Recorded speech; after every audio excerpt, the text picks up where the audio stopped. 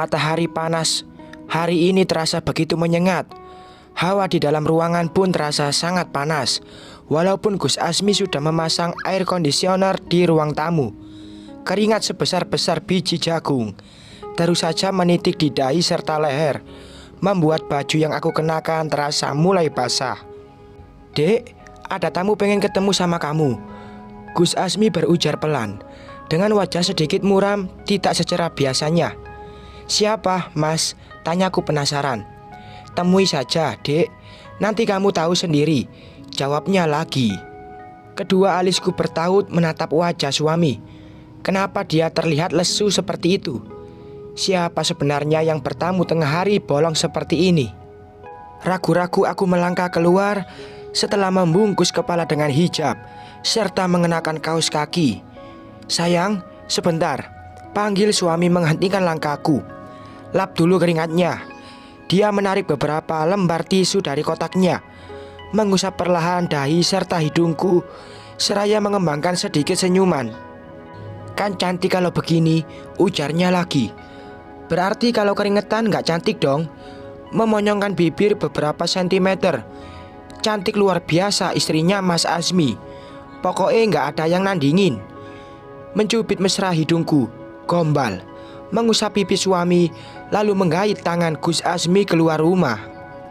Kami berdua menyeberang jalan menuju pesantren dengan mode saling bergandengan tangan. Banyak pasang mata memperhatikan kami sambil tersenyum, dan aku pun membalas senyuman mereka. Dadaku bergetar hebat ketika memasuki ruang tamu rumah Umi, antara penasaran sekaligus takut. Khawatir yang datang bertamu adalah Abraham, dan dia masih mengejarku, memintaku untuk menjadi pendamping hidupnya. "Assalamualaikum," ucapku dan Gus Azmi serentak sambil melangkah masuk. Seorang laki-laki dari masa lalu berdiri seraya menatapku tanpa berkedip, dengan mulut menganga, dan aku lihat ada rindu samar di sorot matanya. Ku telisik tampilan pria itu dari ujung kaki sampai ujung kepala. Terlihat berantakan, tidak serapi biasanya. Wajahnya dipenuhi bulu-bulu yang tumbuh tidak beraturan, membuat ketampanan yang dulu membuatku tergila-gila sirna karena tertutup jambang yang terlihat tumbuh liar.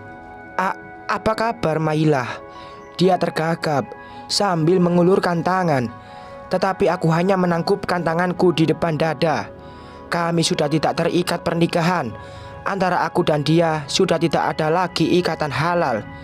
Jadi agama sudah melarang kita untuk saling. "Seperti yang kamu lihat, Mas, aku baik-baik saja. Bahkan terlihat lebih baik dari sebelumnya," jawabku datar, membuang pandang menghindari tatapan Mas Ibnu.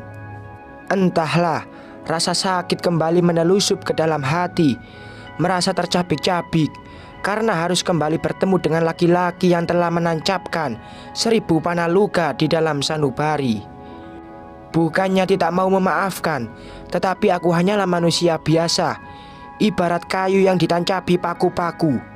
Mungkin paku tersebut bisa dicabut dan dibuang, tetapi tetap meninggalkan bekas, pun dengan perasaanku yang sudah dia sakiti. "Kamu sedang hamil? Anak siapa?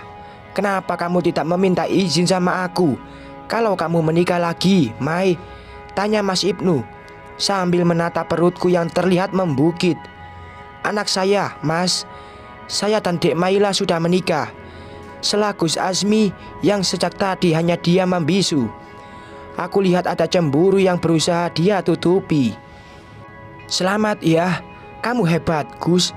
Baru menikah beberapa bulan, tapi perut mantan istri saya sudah sebesar itu.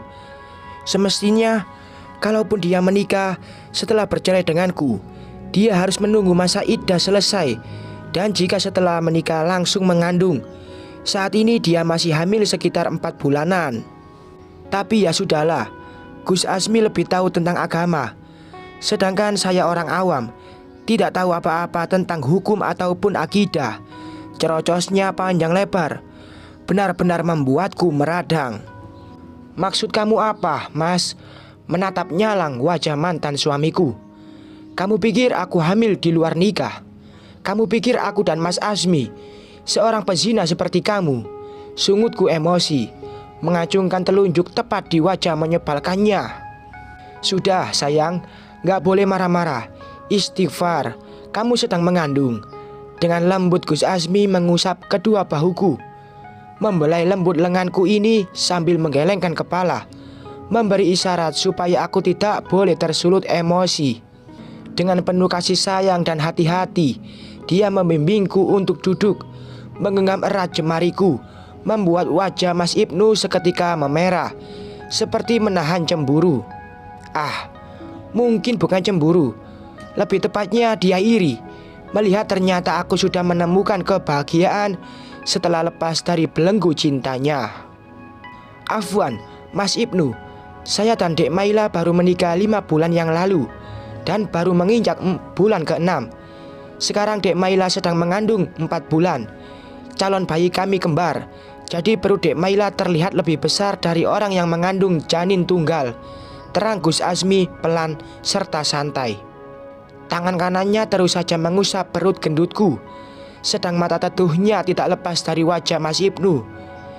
Bisa saja dia bukan anaknya Gus Azmi. Maila kan selalu bersama Abraham. Jadi siapa tahu. Mas, potongku kesal. Silahkan keluar dari tempat ini jika kamu hanya ingin membuat onar. Aku tidak mau menerima tamu laki-laki pecundang seperti kamu, Mas. Usirku murka. Sombong sekali kamu, Maila. Dia mengangkat satu ujung bibir.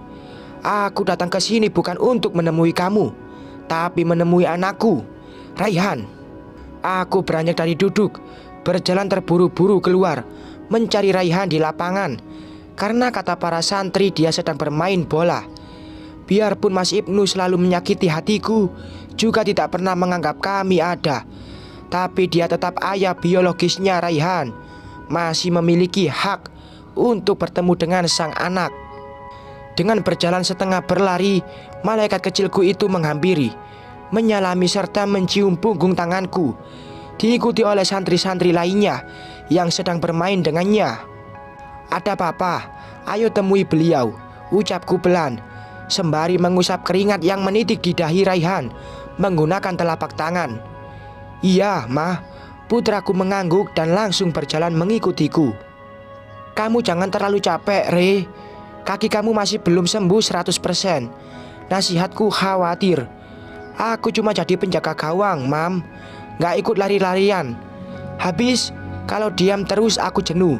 Aku mengulas senyum kepadanya. Bersambung.